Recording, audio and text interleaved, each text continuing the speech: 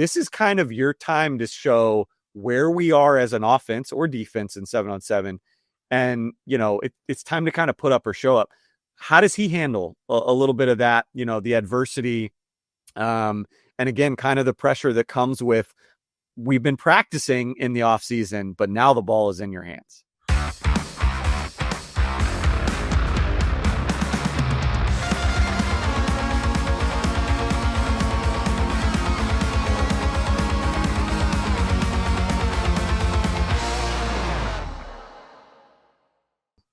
Hello and welcome to the Verbal Commitment Podcast on the Kansas City Sports Network. I'm Kevin Flaherty, and I'm here as always with my good friend Ryan Wallace, and we're talking about the world of local recruiting, from Kansas and Kansas City prospects to the college classes at Kansas, Kansas State, and Missouri.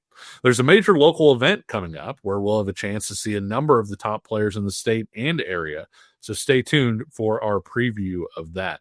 As always, if you like what you're hearing, comment below, tell your friends about us, subscribe, hit that like button, or leave us a review, a 5-star ranking, wherever you get your podcasts like Apple or Spotify. Of course, we have our own specific audio channel through KCSN on both Apple and Spotify, so we should be easier to find there than we used to be. We appreciate you guys helping us to grow and getting us in front of more people like you. When we hit the alarm on our show, it means that at least one of Kansas, Kansas State, or Missouri landed a commitment in the last week.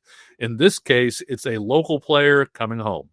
Kansas lands Nebraska transfer and former Ray-Pec star Jaidyn Doss, a player Ryan and I are very familiar with. Ryan, what are the Jayhawks getting here?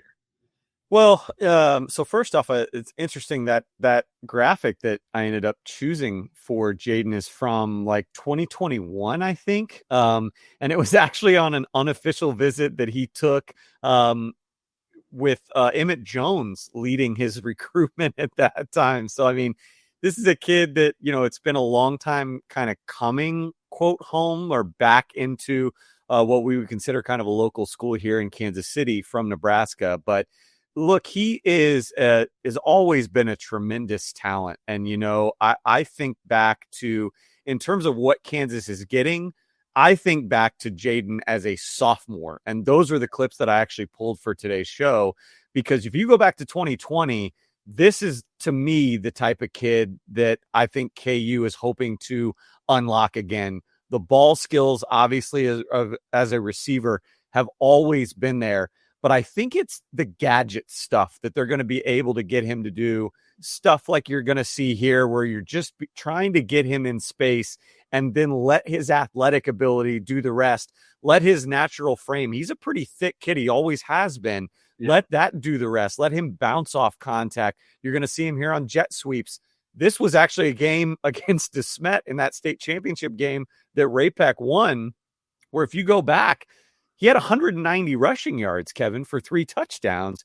And that was against a DeSmet defense that had, Caleb Purdy was on that defense, Mekhi Wingo, Linnell Carr, J.K. Johnson, that's SEC cornerback. Like, he was doing it against athletes. The point I'm trying to make in a long-winded answer here, Kevin, is I think it's easy to say this isn't that big of a pickup because he didn't do anything at Nebraska. Well, you got to remember, when he got to Nebraska, he committed there under a different coaching staff. Then he was a wide receiver. Then he was a defensive back. Then he was a wide receiver again. I don't think he ever really got comfortable. I don't know that he was 100% healthy for some of that time period. I think getting him in Lawrence, where he's got some confidence, he has kind of something to aim for. And look, skill position guys are, we've been in the business long enough. For every Luke Grimm, for every Lawrence Arnold, you can find 25 other wide receivers that didn't work out. So it's, in today's day and age, it's never a bad thing to load up and try and get as deep as you possibly can with skill guys, especially skill guys that can be versatile. So I think this is a great pickup. And Kevin, I'm going to toss it back to you by saying this. I think that adding Jaidyn Doss allows KU to unlock a part of this offense, even though the coordinators are different now, kind of the way that they were hoping they could unlock some things with Trey Richardson. A couple years ago when he was committed and there was the thought that he could do some things out of the backfield, they could, motion him out into the slot, do a little bit of everything. Jaidyn doesn't have Trey Richardson's speed, But I think that he's the type of player that might be able to unlock some things offensively in the terms of a multi-skill, multi-positional talent. Yeah, I remember having the conversation with you when he was a high school player and basically asking, is this kid a receiver or is he a running back? Because of his skills after the catch, and he turns into a running back after the catch. I think another thing that is important to know, everything needs context, right? And we've had Chris Hummer on our show, tremendous writer for CBS Sports. He wrote a great feature on Matt Rule. If you're a Nebraska fan who watches the show, I highly recommend you go back and read that. But one of the things Matt Rule talks about is at receiver, I want track guys. I don't care if they can run routes. I want them to be able to run by a guy in a straight line, because as a defensive guy, as Rule is, he says the hardest thing to plan for isn't a guy that can route people up. It's somebody who can just take the top off your defense and just run by whatever your game plan is. And Jaidyn Doss is not that guy. That's not the type of player he is. And so I think there's a reason you saw the position change and them trying to find a way to sort of involve him that fit his unique athletic skill set. He's not slow. I mean, he is a good athlete, but he's not a guy that's a 10-400 meter guy that's just every time the other team thinks you're going to pass, you better have an extra safety to help there. That's not really who he is. And I like the point you made about the fit in KU's offense. And you look at some of the things that Kansas has done in the past with Andy Kotelnicki, some of the things that they're likely to do now with Lubick coming back in terms of the option game. Saw Jalen Daniels running the option where the pitch back was a receiver sometimes, where you would motion that guy around. And you think of Jaidyn Doss getting involved in things like that. I think this is a tremendous upside piece, and that I think he can do that stuff early. But I think that he also has something there that as you continue to develop the wide receiver skills, the route running, all of those things, I think this could be a long-term play for a guy who still has 3 years of eligibility remaining. Yeah, different skills, different body type. But again, just the same kind of fashion that we saw Kansas State try and utilize Dylan Edwards at times last year is kind of how I would see maybe Jaidyn Doss trying to get on the field a little bit this year. And again, even if he doesn't this year, KU already loaded up with some transfer wide receivers that are a little bit more limited in eligibility than maybe Jaidyn. And so even if it doesn't work this year, this is still a guy that you can start to, again, build that confidence, get him comfortable in this scheme, and have him a little bit more ready to go come 2026. Doss will head to KU here pretty quickly and be there for fall camp, and so he'll have every chance. You got a receiving core replacing a lot of guys. Transfers were in for the spring, but there are some snaps to be had if he does hit the ground running there. We also wanted to touch on a local player who flipped his commitment with Shawnee Mission South's Drake Debaun, decommitting from Wake Forest and choosing instead to play his college ball at Iowa State. Ryan, Debaun's good enough that he's managed to kind of emerge in a really stacked local tight end class. Yeah, and I mean, there are times when I feel like we've kind of been holding off on Drake, right? Because we've wanted to see a little bit more of him. And also, it's been a class that, unfortunately for Drake, has had an Ian Premer, right? And we've seen the rise of an Arlie Morrell. But let's not sleep on Drake Debaun, and we haven't been. We've just wanted to kind of save him more for the fall, because I think he's going to have a little bit of a senior coming out party if his junior highlights have anything to say about it, because this is a kid that has, again, tremendous ball skills, a former, still a high-level athlete, basketball player, AAU guy, but you see like the one-handed catches here. You see the way in this clip that he's going to adjust to the ball and still know in his route where he is compared to the pylon, adjust, still squeak in. But I think here's where he separates himself from maybe the Ian Premer and the Arlie Morrells is the body and the physicality. I think he's a little bit wider, a little bit more of a bruiser, and maybe a little bit more vigorous, in the way that he wants to, attack and initiate the contact. We really like Drake Debaun, and I am excited to watch him grow at Iowa State. I think this is a good pull for the Cyclones. They've come down into this area and gotten some tight ends of the past, guys that are similar to Drake, that are very traitsy, but guys that they feel like they can, again, take that floor and elevate it to a different kind of ceiling. We've seen it with Drake. First it was South Dakota State, then he winds up at Wake Forest. Now it's Iowa State. I think back in the day, you would look at those flips and kind of go, Was he just playing the? I think this was the way you have to play this recruiting process these days. Is you take the best available thing that you can get, and if you're happy and you're content with that, great. But I wouldn't turn off the phone either if some of these bigger schools call, and Wake Forest called. That's a Power 4 opportunity.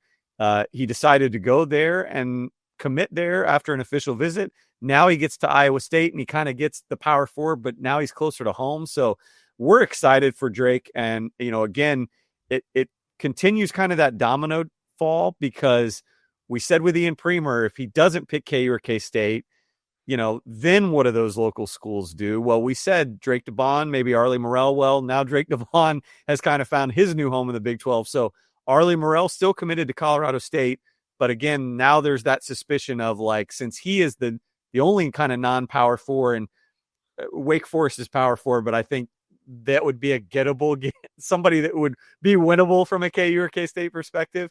I wonder still if Arlie might be kind of that last tight end that continues to be in play, maybe for a K-State. We'll see. Every week we will have a player that we select as our Tacos for Life player of the week. And this week is a timely one, as one of our favorite players to watch in the city, Blue Springs South quarterback Aiden Wilhelm, is going to be joining us after committing to Rice this week. Before we bring Aiden on, though, Ryan, he's sort of one of our charter members of the Team Fun Tape Club, and somebody who really has a high ceiling as a dynamic athlete.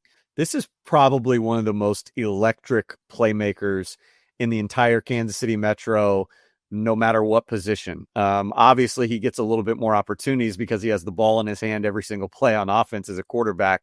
But again, I think when you project him even into the future in college, he might not be a quarterback. Maybe he is. But again, he's a guy that you simply want the football in his hands. You want things to kind of run through him, run around him. And when you throw on his tape, he's a guy that's running around the play. I'm running around defenses. And you see here, like, he's got the arm strength to zip it through a window and catch a defense off balance, or catch a defense even in the right position where he can make you pay just through the slightest of windows. But then this is what really separates him. It's that speed, right? It's watching him split a defense with his wheels. I think the arm talent is really developing, and I think there's still more to grow there, and that's what Rice is hoping for. But again, even if it doesn't work out in the pocket, this is the type of player that Rice is going to get, again, just as an offensive skill position player. I was honestly a little surprised that he didn't get a little bit more traction, and that's no offense to Rice. That's an FBS Division I level offer, and I think he can tear it up in the AAC. But I am a little surprised, Kevin. Curious kind of what your thoughts are, not only on maybe his recruitment, but just how high he can go his senior year, because he strikes me as a Simone Award type candidate when November, December comes around. I 100% agree. And I think we talk about certain guys being quote unquote Big 12 caliber athletes. I think Aiden is that level of athlete. And I'm a little bit surprised that the locals maybe didn't get a little more involved from that standpoint. And maybe they did. Maybe they made a call and Aiden was like, hey, I want to play quarterback. And they were like, cool, maybe we liked you more as something else. We'll go ahead and separate that out. I think he can play quarterback, Ryan. I think when we saw him this spring, I guess, in 7-on-7, he had made strides from when we had saw him during the season. And so that's what you want to see with quarterbacks, is sort of that continuous growth process. Is he the same guy that he was a few months ago? I thought he had grown as a thrower when we had seen him then, excuse me. But I think the A++, giant 50-point headline is that electric, as you put it, athleticism. This is a guy that when he takes off, he's the fastest guy on the football field. Well, and I think if you're Rice and you're looking at him as a quarterback, I think what it has to excite you, especially as a quarterback coach, and Coach Abel's son is the quarterback's coach at Rice. I just feel like you have to be ecstatic at the fact that, look, you can teach a kid to improve maybe his footwork. You can improve kind of the trajectory and how the arm movement is when the protection is there. But you can't always teach a kid how to improvise, how to throw on the run, how to, again, keep plays alive. Those are the type of things that Aiden Wilhelm has naturally. So when you can kind of fine tune some of the things that maybe other quarterbacks have just had more time, right, to polish up, but they can't do all the other things that, you can't naturally coach. I think that speaks again to what make him such a difference maker and separate him from other quarterbacks in the Metro. And here we are with our Tacos for Life Metro Player of the Week, Aiden Wilhelm. Aiden, thanks for swinging by. Thanks for having me. It means a lot. And, it's an honor to be here. Aiden, you committed to Rice this week. What was it about the Owls and that program that made you want to go ahead and make that decision? I love the coaches. I love the area. The coaches and just that place made it feel like home. I love their offense, the run. I feel like I'm a perfect fit for them.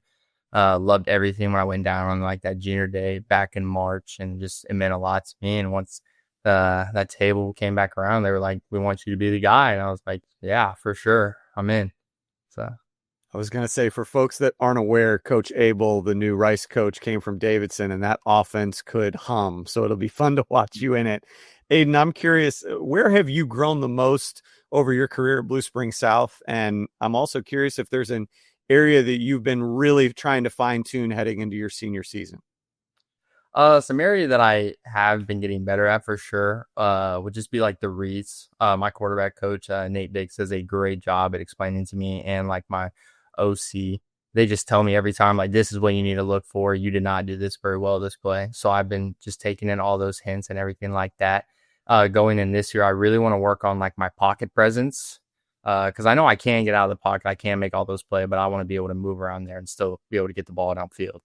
We talked about how, before you got on, how when we saw you at 7-on-7, it was apparent that you had made a jump even, in the few months from the end of last season to this season. I wanted to ask you real quick, with that Blue Springs South program, what are your guys' expectations for this year? What are you guys aiming at? We're aiming at a state champ for sure. That's just where standard is a standard. That's where we're going, and we're working for it every day. You're a unique quarterback in all the different things that you can do inside, outside the pocket, with your arm, with your feet. Is there a quarterback that you kind of pull the YouTube highlights up for and kind of try and mirror your game after, or do you just kind of just do it your way and wing it on the fly every Friday night? I kind of watch a few guys. Obviously, I love Patrick Mahomes and his ability to play make. I love Lamar Jackson, all those people, those scramblers. But at the end of the day, I got to play my game, what's best for me. So I have one more question for you really quick. We have named you sort of a charter member of our Team Fun Tape committee because we love watching you play. Is there a play that stands out to you that you remember where you're just like, oh man, like that one's one of my favorites? One of my favorites would be the long touchdown against Liberty North. Like, I think it was 73 yards. I just broke away for the touchdown, and no one was even close. So that was one of my favorites. That was actually featured earlier in the show, so I'm glad we pulled that one for you. Last question for me, Aiden. If there's a game that there's some football hungry fans that are chomping at the bit to kind of get their calendar out and start penciling down some games to go to, and maybe they want to see our Metro Player of the Week later in his senior season, is there a game that you would suggest fans come out and watch you and the Jaguars and kind of get that Blue Springs South atmosphere and watch you guys click? I gotta say, I think playing Blue Springs, our rival, it's at their house this year, but I think that's going to be a really good one. They're pretty good this year, and I'm super excited for it. It's going to be a great atmosphere. Well, Aiden, thanks again for coming by. We'll be sending you and all of our future Tacos for Life Metro Player of the Week picks a gift card to enjoy the food at Tacos for Life. Tacos for Life has a wide variety of options to choose from in their scratch kitchen in locations in 8 states, including right here in the Kansas City Metro on both the Kansas side here in Overland Park and the Missouri side in Blue Springs. And for every taco, rice bowl, salad, quesadilla, or nachos that you enjoy, a meal is donated to Feed My Starving Children on a meal-for-meal basis. Those meals are then shipped to more than 90 countries, to feeding centers, care points, orphanages, schools, and refugee camps. It's a great cause, and you can help just by doing what we all know and love, chowing down on some great tacos. We'll be right back. Looking for tickets for your next event? Tickets for Less is your #1 source. Save big on every purchase when you use promo code KCSN at ticketsforless.com. Success in real estate takes more than vision. It takes the right financial partner. When someone takes something rundown and turns it into something great, that's called a comeback story, like Brain Group. They take distressed properties here in KC, completely rework them, and then turn them into valuable real estate. But that kind of work needs the right bank behind it. Enter Emprise Bank. They're not about cookie-cutter loans. They saw Brain Group's vision, backed them, and now they're making big moves in Kansas City real estate. Talk about your partner in possible. Emprise doesn't do one-size-fits-all financing. They invest in potential and back growth. Visit emprisebank.com/KC to learn more. Emprise Bank, member FDIC, equal housing lender. Folks, there's nothing that beats relaxing on a hot summer day and watching some baseball. And there's no simpler way to get in on the action than by downloading the Pick 6 app from DraftKings. It's crazy simple. Just pick more or less on the stats for 2 or more of your favorite players, and boom, you're in the mix for big cash prizes. And the best part, Pick 6 is available right here in Missouri. Don't miss out on the fun. Don't settle for a smaller payout. Switch to Pick 6, and right now, new customers can get $25 in bonus picks with their first deposit of $5. Here's what you got to do. Download the DraftKings Pick 6 app now and use code KCSN. That's code KCSN for new customers to get $25 in bonus picks with their first deposit of $5. Better payouts, bigger wins, only with Pick 6 from DraftKings. The crown is yours. Gambling problem? Call 1-800-GAMBLER. Must be 18 plus. Age and eligibility restrictions vary by jurisdiction. Void where prohibited. New customers only. Minimum $5 deposit. Bonus picks expire 168 hours after issuance. For additional terms and responsible gaming resources, see pick6.draftkings.com/promos. Welcome back to the Verbal Commitment Podcast. We'll continue to do a player profile week. We'll aim for the opposite side of this opposite state of the player honored and each week's Tacos for Life Player of the Week pick. This week, that means our player profile comes from the Kansas side. And Ryan, it's somebody that we actually noticed pretty early on this past offseason. Definitely. You know, when we're filling out what's become very long and multi-tabbed, multi-sheeted spreadsheet, Nolan Durr's name was definitely one that we had filled out for 2026 pretty early on out of Cheney, just because the size, right? The measurables right away are something that catches your attention. But then I think what he's been able to do and how he's matured on the field, I thought really stood out from his junior tape in the fact that you're going to see a defensive end that I thought shows a variety of different maneuvers in the trenches. I think he's got like a really good acumen for the position in terms of how assignment sound he is, how technical he is. He holds the edge really well against the run, and yet still kind of has enough twitch to him, right, to create some havoc and you know, show the strength that you see there, show kind of the first step. So I think that he's kind of still just scratching the surface at times when you watch him, Kevin. There's a lot of Wyatt Brungart to him. There's kind of that clone. Maybe it's the colors, the position, everything. But again, like we said with Wyatt, I mean, I think Nolan is just a proven winner at a program like Cheney.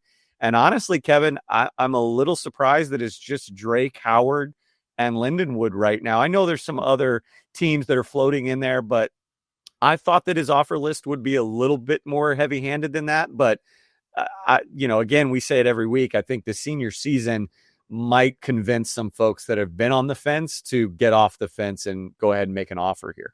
Yeah, and if people make the decision to go out and see him in person, because this is a guy, that size that you listed, Ryan, the 6'4", 240, that's verified. 6'4", barefoot, 240 pounds. This is what he is. It's not a guy who's listed 6'4", and you get out and see him and he's 6'1.5". Like, he's legitimately that big. The other verified thing that he has going for him is the twitch that you mentioned. This is a guy who has gone to camp and has run a 4.6 short shuttle So he's somebody that has that change of direction that you're looking for, has a 30-inch vertical, which is very good for a jumbo athlete type of guy. And I love the way that you described all that, because watching his tape, it's kind of interesting because on one hand, you notice polish because you see the different moves, the different ways that he wins. And on the other hand, you're like, well, gosh, he's still figuring this out a little bit. And so he knows how to win in different ways, but I don't know that he's put it together in a way that, could maybe have him being, an FCS guy, potentially even a lower level FBS guy, depending on how that senior year shakes out, because he's got the size, he's got the athleticism. And like you said, this is a guy that can win with his hands in different ways. Yeah. And again, if I don't want to jinx Cheney, but if there's one thing we know about Cheney, it's that he'll have plenty of tape and we'll be playing deep into the season. Again, for anybody that's maybe thinking a little bit longer towards the winter months, Nolan will still have more and more highlight tape that I would imagine he'll be pumping out. Absolutely. Well, Friday and Saturday, we'll bring one of our favorite off-season events, the Mill Valley 7-on-7, which features a number of top teams in the Kansas City area, along with Lawrence schools making their way over, and two of the most talented teams in the state from the Wichita area, in Derby and Wichita Northwest coming up. This event should be fun because we get an updated look at a number of players that we've talked about on the show here previously, guys that we've seen before. We talked about Drake Debaun, Iowa State commitment in the opening segment. Kansas commitments, Jalen Mason, being a quarterback, we're going to see him throw the ball around a little bit. Josh Galbraith should be there from Lawrence, also committed to Kansas. One of the state's best uncommitted players in Wichita Northwest, John Michael Fountain, and even some 2027 and younger guys that we've talked about on the show, like Derby's Arias Finley. This is an event, Ryan, where we've both seen guys who are seniors take steps forward where you're like, oh my gosh, this guy is better than I thought he was. It's also an event that we've discovered guys at in the past that we didn't even know about that found a way to stand out. Well, and you transitioned me kind of to the player that I wanted to start with when I start thinking about this. Because again, we're excited to go see Drake Debaun in person. I'm excited to go see one of our player profile guys that I still have yet to see in person, from player profile guys from a couple of weeks ago, Benji Burton, right? Like there are guys that are going into their senior year, plenty of them that we're excited to see. Jalen Mason, see, the improvement that he's made for Wichita Northwest. Griffin Baker, that was our player profile guy last week. Like there's tons of those, but this event, as you said, Kevin, has kind of always been that kind of coming out party, that first introduction to some kids on the horizon. Several years ago for Blue Valley Northwest, it was Gavin Hoffman, that is now at Missouri, that we were like, who's that dude? This year for Blue Valley Northwest, there's actually a player that we already know about, but now I think we get to see him. He wasn't at this event last year. And I remember talking to Brock Heath, now at K-State, saying, is there anybody on the Huskies roster that Kevin and I kind of need to be aware of? And he goes, well, there's a kid that's not here right now. I think he was playing baseball last year, basketball, something like that. And so he wasn't there. And he was like, he's only going to be a freshman, guys, but I think he's got 5-star potential. And I remember kind of looking at Brock like, that's lofty. And then we got into the season and we got to see Barron Marshall. Yep. And now we get to see Barron Marshall this summer after a freshman season on the varsity front. And I'm ecstatic again, because what we were able to see from him last fall, you could see the steps week in and week out of him getting a little bit more comfortable with, again, the varsity level of high school football. And I thought by the time we saw him against St. James, which again was probably only week 3-ish, week 4, he had already kind of become, this is one of the clips that we were at that game, and you're just like, wow, the body adjustment for a kid that's 6'2", 6'3". But you could already see him start to take steps of I am the number one guy on this team if you need me to be. I know you got Aiden McGivney. I know you got Trevor Garlington last year, but you could see him say, I'm ready to be the guy. And finally this weekend, Kevin, I think we'll get to see if Barron Marshall has officially taken that torch and said, I don't care who the quarterback is, you throw the ball my way and watch what I can do with it. I'm glad you brought up Gavin Hoffman, by the way, because he's somebody that I feel like fit both descriptions, right? We saw him that first time and we're like, who is this guy? Well, he hasn't really played varsity yet. And then we saw him the next year and it's like, this guy's tearing it up. He may be a 4-star type guy heading into his senior year. And so you get to see guys sort of make that leap as well. With Barron Marshall, I mean, it's the Michael Jordan thing, the ceiling is the roof or whatever it is. You have a guy that Auburn offered before he had played a single varsity football game. I mean, they went out to recruit Andrew Babalola. I think they probably looked over and saw Barron and were like, okay, what's this guy? What's his story? But seeing him, in addition to, like you said, the height, the length, the athleticism, the body control, he operated with a poise that I thought was so high above what you usually see for a kid who's in his third or fourth varsity football game as an actual freshman. And so I couldn't be more excited to see how he's grown this offseason and where he's at. Yeah, and especially like route running too. I mean, that's what we'll get. You got to be a crisp route runner in 7-on-7, right? I mean, a lot of it is a little bit about scheme, I guess. Not a lot, but a little is about scheme. And then the other part is, what kind of route tree is he running now, after a season of varsity? And then also, how does he adjust when the play does break down? I know, the quarterbacks in 7-on-7 don't have a lot of time. You kind of just got to throw it up there, which Barron can do that too. But can he kind of find those open windows, get himself open if plays break down? Lots of stuff that we'll be able to kind of dissect about Barron Marshall's game heading into this fall. We'll be keeping our eyes out on another 2028 who already has a Power 4 offer in Derby tight end Skylar Walker as well. While we've seen Marshall play in person and on tape before, like we said, the next guy I wanted to focus on has a little bit of pressure on him without really having the tape just yet. And that's 2027 Mill Valley quarterback Holden Appleby. Not only are you the coach's son, not only are you potentially taking over a program that typically wins the state title every year, but didn't do it a year ago. But Ryan, the positive buzz we've heard on Holden is that he really stands out as a passer and as a thrower, and that could really be key to Mill Valley recapturing its crown because they want to pull guys out of that box a little bit so that Reggie Reese can do his thing. No doubt. At the end of the day, whoever's playing quarterback for Mill Valley will always have the safety valve that is Reggie Reese and LaMarcus Barber to, run behind, right? But when I went back and was pulling some clips of Holden Appleby, look, I know it's JV clips, but you can see the polish here, the timing, understanding where to throw it. He's not throwing it to guys, which sometimes at the JV level you see. He's throwing it where they need to be. He's throwing it where they're supposed to be, fitting it into tight windows right here. There's a lot to like about his game. So look, we know that just based on what you're seeing here, that he's got the arm, right? We know that he's got the IQ being a coach's son, not just any coach, Joel Appleby's son. We know that all that is there.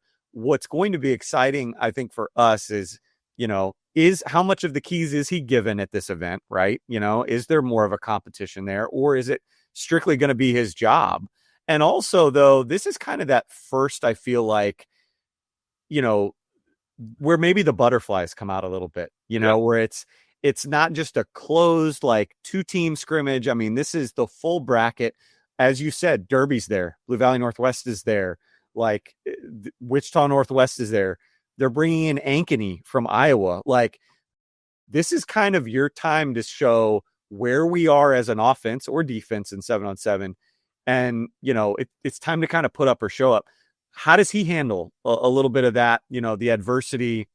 And again, kind of the pressure that comes with, we've been practicing in the off season, but now the ball is in your hands. Absolutely. It's a live ball situation, even though it's 7-on-7 with the teams that are there, with, having some of the best teams around the area and everything there. It's more than just a scrimmage or something that nobody is going to see or find out about. Well, and one more thing that, and again, you tell me if I'm wrong here, but again, Mill Valley's got the pieces where they should be a strong foe no matter what, right? One position is going to take them out. But when I think about Mill Valley history, you think about their best teams, their best state championship teams, and particularly those offenses. You think about Skylar Windmiller I don't think he won a state championship, but you think about Skylar Windmiller, you think about Brody Flaming, you think about Hayden Jay. When they have a quarterback that can unlock both rushing attack and vertical attack, that to me, those are the years when Mill Valley has just been borderline unstoppable. And it seems like in past, obviously there was last year, but even in other years when maybe they've kind of been pushed to their limit a little bit more, even in years where they were able to win a title, it does feel like it's because they've had maybe the inability in certain avenues offensively. I think Holden Appleby holds the keys, again, not to put any more pressure than he already has, to really unlock the offense. And I think open that other dimension that was kind of lacking at times last season. I think they've got some good wideouts too. I think he'll have good protection when you look at that offensive line. And so, yeah, if he can go out there and deal, Mill Valley becomes even more of a problem than one-dimensional Mill Valley. And one-dimensional Mill Valley is already a problem because of how good they are at that one dimension. Another 2027 I just wanted to mention real quickly that we're both fans of, and I'm really looking forward to continuing to watch, is Lawrence Free State wide receiver Madden Brittingham. I know both of us are fans of his. Getting to see him in a 7-on-7 like event like this, I think will kind of reinforce, I think, some of those opinions that we have of him about him being one of the best players in the state, maybe for that 2027 class. Athletically, I feel like he's getting slept on just because he may not be a 4.4 guy. He may not be, 6'3", 6'4" with this outrageous wingspan. Like you told me about him last year. We started kind of keeping a little bit more of a closer eye, and this is a kid that just delivers. I think he has gotten faster this offseason. You're right. I think that this could be opening eyes, right? Last year, there were so many other Free State players. Obviously, he's still got Braden Wilmus that's kind of casts a very large shadow from a recruiting standpoint. But like, remember the Brittingham name, because I feel like this fall, if you didn't get a taste of it last year, it's going to be front and center this season for the Firebird offense. Going to 2026, we went 2028, 2027. Now we're on 2026. Is a guy that, Ryan, I think is one of the most intriguing prospects in the city, and that's Blue Valley North's Frank Hall. This guy is one of the best athletes in the metro area, one of the best athletes in the state of Kansas, but because of his high school position, maybe he doesn't get the credit that he deserves. He's a high school defensive end. I'm hoping we get to see him out at linebacker, where maybe we can see him play in some space and get a little bit better idea if that's something that he could do at the next level. Blue Valley North is a really intriguing team. Obviously, people remember what they did in that bracket late in the season last year with, a record that just kind of surprised everybody. They've got some dudes on this team, and we're excited about Lark Anderson, another 2026, the quarterback, Braxton Wagner, the 28 quarterback for them. But you're right. And I don't want to take too much time on Frank Hall, but as we throw the tape on, what I will say, because I want to give you the floor here, Kevin, when you talk about fun tape, I think he's good at the line of scrimmage, but it's what he does in stuff like right here where you get to see him pursue and you get to see him kind of flip the switch and just run. I think, again, I want to hear you talk about it. That is what makes him so compelling. And I don't even know if the highlights here do it justice, because, there's a clip right there of Tate Nagy, and you and I got to see, again, the quickness of Tate Nagy. Frank Hall in that clip stymies it. And to me, that kind of says all you need to know. But for folks that don't know how quick Tate Nagy was, didn't get a chance to see Frank Hall last year, the floor is yours, Kevin Flaherty, because this is your guy. Yeah, I think when you look at Frank Hall, a lot of people will say, well, he's an undersized defensive end. He's 6'1", has measured a little bit taller than that. He's between 6'1" and 6'2", weighs about 190 pounds. And so automatically you say, well, he's not a defensive end. Well, what if I told you that guy ran 4.45 at the same camp that he jumped 38 inches at the same camp that he had a 10-foot broad jump? Those are Big 12 DB numbers, Ryan. Like, those are Big 12 cornerback numbers from a guy who's a terrific, explosive, tough, high school defensive end. And so to me, I think he's one of those guys that is going to fall through the cracks because of the high school position, probably. But if somebody gets creative, if it's an MIAA school or somebody like that, he has a linebacker type frame for what linebackers are now. You bring him in, you have all that athletic ability. If he comes in, he takes to playing linebacker, takes to using that athleticism in space. Ryan, would it really surprise you to see him at 6'1", 6'2", 215, being really fast and being a dynamic box player that maybe even comes back up to FBS on the bounce back with all the athletic stuff that he has? No, not at all. And look, like, we get why Blue Valley North is playing him where they do, because awesome at it. He has the power to handle offensive linemen, but he also, again, has the wheels to, why kind of keep him back in the secondary at the high school level when you've got a guy that can literally impact every single play, whistle to whistle. So look, we get it, but we're begging you, Gene Weir and the Mustang staff, this weekend, if you can just give us a taste of what he can do in space. Look, and granted, I think he was committed at this time by this point last year. I know he was, but like, we got to see McGuire Richmond last year play a little bit of safety. And immediately it was like, this is the guy that K-State took. And everybody was like, really? Like, this is the take for the Wildcats? You got to see like the deceiving athleticism in space. You got to see him kind of be this rover Brian Urlacher safety, Brian Urlacher from the college days. If we could just get a taste of that with Frank Hall, a couple clips that maybe we can send out to some coaches, right? I'm with you, Kevin. Like, there's some really intriguing upside with Frank Hall. If he played in college football 25, I know 26 is out now, but there's a bug with position changes. But if he played in college football 25, he would have been an ideal guy to change positions on it and watch as he becomes an All-American on the other end. But hopefully we get a chance to see him play some linebacker, because I really think that he's somebody that maybe will start off at a little bit lower level than the athleticism would dictate right out of high school. But with the transfer portal and with the way things are going now, if he takes to a new position, I think he's somebody that you could see bounce back up and play at a pretty high level. Well, and again, like, I'm just really excited for this event because I think it gives you a little bit of a precursor of things to come. And look, the winners don't always end up winning in the fall. The championship of this event last year was Lawrence Free State and Blue Valley. And we kind of know how the Tigers season finished with an abrupt end with St. James. Free State maybe didn't go as far as maybe we expected. But again, I think it gives you a chance to look at guys on an individual level and kind of assess where they're at. And also, it does give you an idea of teams and, what their ceiling is, maybe what their floor is. And it's not always what we think it's going to be in July, but that's not to say it can't get there come late November, again, as we saw from Blue Valley North a year ago.